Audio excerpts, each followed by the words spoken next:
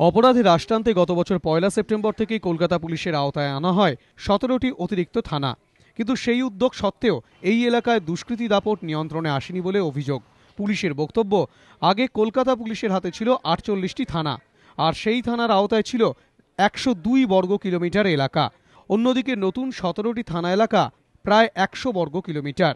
অর্থাৎ থানার সংখ্যা মাত্র 17টি বাড়লেও এলাকা বেড়েছে প্রায় দ্বিগুণ। চাপও বেড়েছে সেই অনুপাতে। সেই কারণেই কাজের সুবিধার জন্য এবার সংযুক্ত এলাকার 17টি থানার মধ্যে এলাকা ও জনসংখ্যার কথা মাথায় রেখে 7টি থানাকে ভেঙে 14টি নতুন থানা তৈরির পরিকল্পনা নিয়েছে কলকাতা পুলিশ। রাজ্য সরকারের কাছে সেই প্রস্তাবও পাঠানো হয়েছে। এই 7টি থানা হল কসবা, তিলজলা, পাটুলি, যাদবপুর, হরিদেবপুর, ঠাকুরপুকুর ও বেহালা। এর মধ্যে কসবা থানার আওতা এলাকা 7 বর্গ কিলোমিটার, জনসংখ্যা 7 লক্ষ।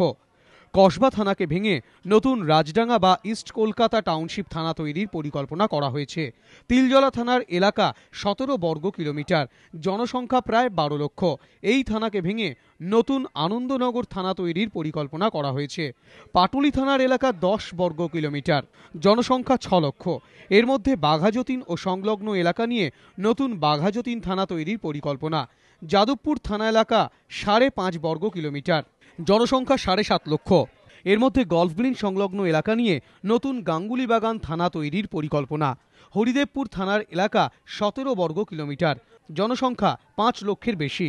এর মধ্যে জোকা 1, জোকা 2, 115 নম্বর ওয়ার্ডের কিছু অংশ ও 122 নম্বর ওয়ার্ডের কিছু অংশ নিয়ে নতুন জোকা থানা তৈরির পরিকল্পনা রয়েছে। ঠাকুরপুকুর থানার এলাকা 17 বর্গ কিলোমিটার, জনসংখ্যা 5.5 লক্ষ। এখানে সরসুনা ও সংলগ্ন এলাকা নিয়ে নতুন সরসুনা থানা তৈরির পরিকল্পনা রয়েছে।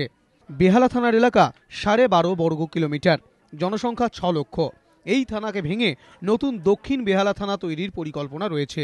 নতুন থানার জন্য ইতিমধ্যে 4000 কনস্টেবল ও 500 সাব ইন্সপেক্টর ও সার্জেন্ট নিয়োগ করা হচ্ছে বলেও পুলিশ সূত্রে খবর। প্রকাশ সিংহ, এবিপি আনন্দ, কলকাতা।